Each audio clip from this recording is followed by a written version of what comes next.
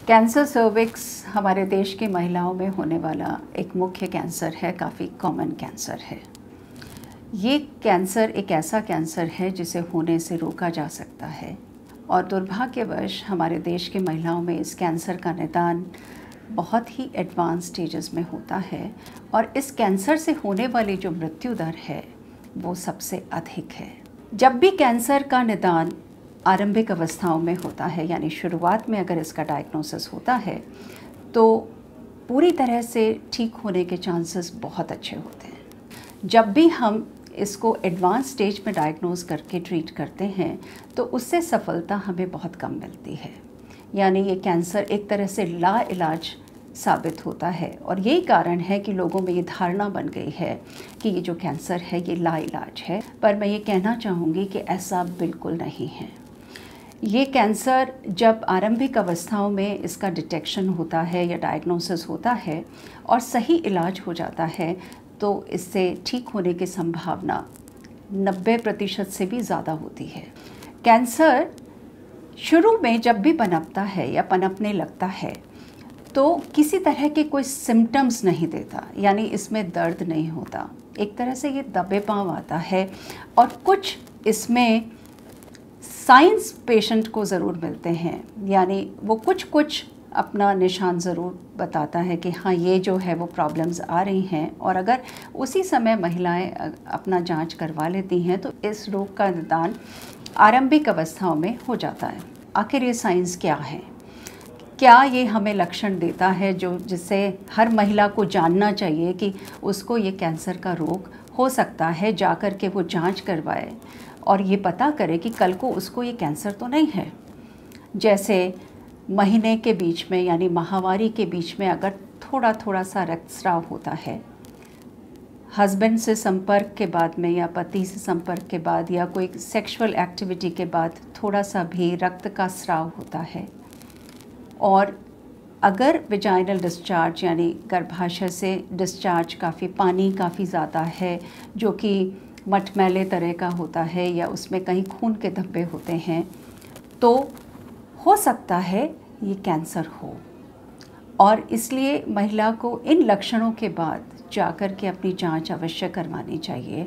हो सकता है इस रोग का निदान बहुत आरंभिक अवस्थाओं में हो जाए, पर अगर ये जो भी लक्षण हैं इनको महिला नहीं पहचानती और अनदेखी करती है तो ये कैंसर अपनी जगह पनपता रहता है, अपनी जगह से भी बाकी शरीर के हिस्सों में फैल सकता है। इसलिए ये रोग जो है जब दर्द होता है तब महिलाएं हमारे पास आती हैं। उस समय इस रोग के निदान की जो स्थिति होती है या स्टेज होती है वो स्टेज 3 या स्टेज 4 होती है।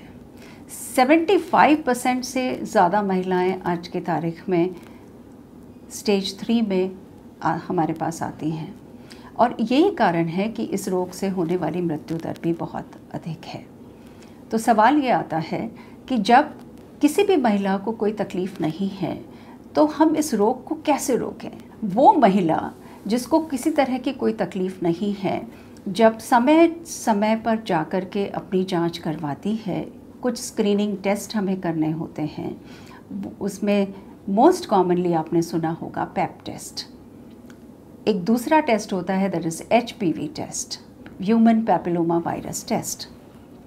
ये दो इस तरह के टेस्ट्स हैं जो बहुत साधारण विधि से हो जाते हैं, महिला को किसी भी तरह की कोई तकलीफ़ नहीं होती और हमें इस रोग को प्री कैंसरस कंडीशन में पकड़ने में सफलता मिलती है। इस कैंसर का मुख्य कारण जो है वो HPV infection, persistent HPV infection, यानी ये HPV इन्फेक्शन जो है वो एक सेक्सुअली ट्रांसमिटेड इन्फेक्शन है। हर HPV कैंसर का कारण नहीं होता। वो HPV जो ऑन्कोजेनिक HPV हैं और अगर उसका इन्फेक्शन महिला को है तो वो कैंसर का कारण बन जाता है।